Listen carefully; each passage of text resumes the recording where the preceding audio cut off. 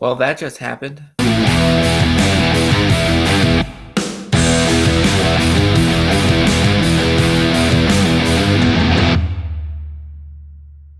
So in Coffee and Cream, we follow a 12-year-old kid who hires a criminal to scare off his mom's new boyfriend, police officer James Coffee, but it backfires on him after witnessing an incident forcing Coffee and Kareem to team up in order to save themselves from Detroit's most ruthless drug kingpin.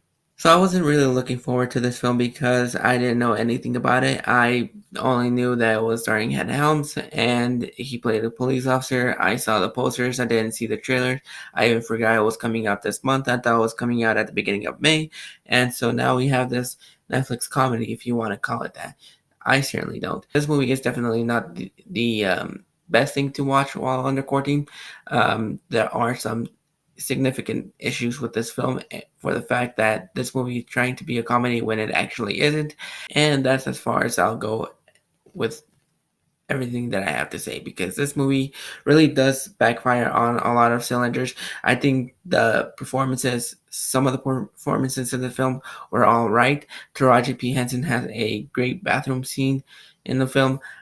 And I think if there's one shining moment that could have saved this film was probably Betty Gilpin because I think she, even though she was hit and miss at times, I think she knew exactly the film that she was in, and I think she was having fun with it. But at times she didn't work for me, and that's saying a lot because a lot of the jokes in this film are really repetitive and really forced. A lot of them are basically 90% of the jokes are about white people jokes, being racial, all the fun stuff that you typically see in a Wayne's brother film.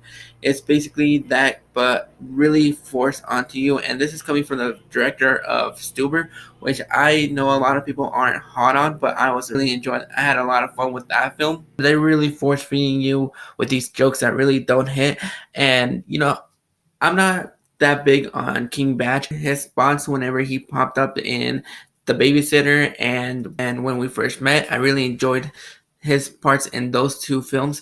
But in this film, it feels like he has one moment, and a lot of the time it feels like they're trying to just levitate and bring you a little bit more of that comedic joint that he can bring on a side role.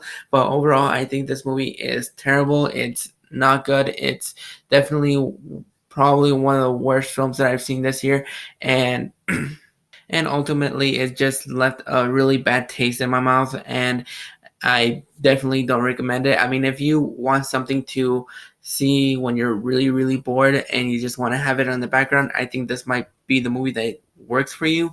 But for me, it really didn't work, and I wish that this movie could have been so much better because it had all the right cast, it had all the right potential, but ultimately it just left you with this really bad taste in your mouth. The kid was really annoying. He probably annoyed me the most in this film, and that's as far as I'll go with the negatives and the positives.